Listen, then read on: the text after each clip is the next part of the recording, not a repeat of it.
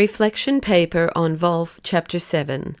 When it comes to attitudes towards the use of violence in pursuing truth and justice, Wolf accurately summarizes, if not how Christians in the U.S. feel, how Christians in the U.S. are widely perceived, and that is that we are not quite prepared to take up our cross and follow the non-violent Jesus.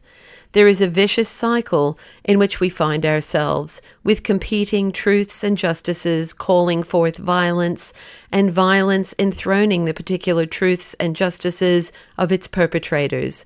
I find myself personally approaching this issue from the other direction, though, having been a self-proclaimed pacifist for most of my life. I find myself challenged to think through and develop a stronger theological basis for peace on earth and ultimate peace. In our era, in which we pride ourselves on having moved beyond the world of mythology, some myths continue to dominate our thinking, including the one that claims that as we become more civilized, perhaps even more sophisticated or smarter, violence will be reduced. Violence is violence, whether it is the terror of tribe against tribe or the more sanitized state against whomever the state deems to be the enemy. Even if we prefer the latter, Wolf plainly urges us to not mistake it for non-violence.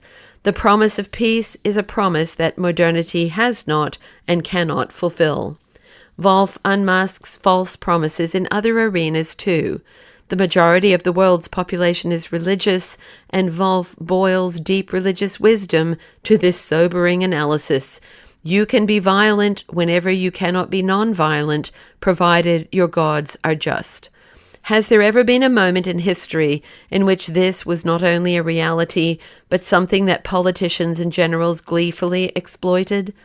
Wolf introduces us to a serious challenge from 20th century philosopher Gilles Deleuze as to whether one can have ultimate judgment against terror without the terror of judgment.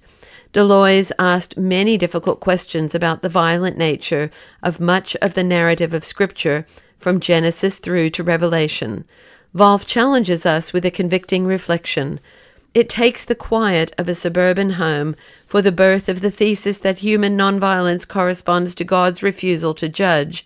I want to practice regular remembrance of this, as it is easy to be an armchair pacifist in a way that ignores the suffering of the world.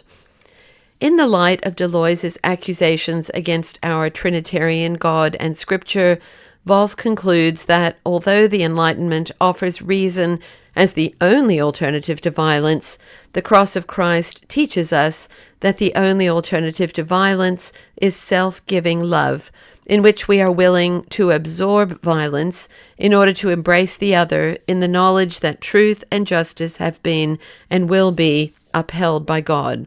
Wolf points us to look towards the ultimate justice of God in the hope of Christ, while simultaneously urging us to do whatever we can to break cycles of violence, to renounce our right to use violence or exact revenge, rights belonging to God alone, and to walk the road of nonviolence with faithfulness and determination, even when it leads to suffering.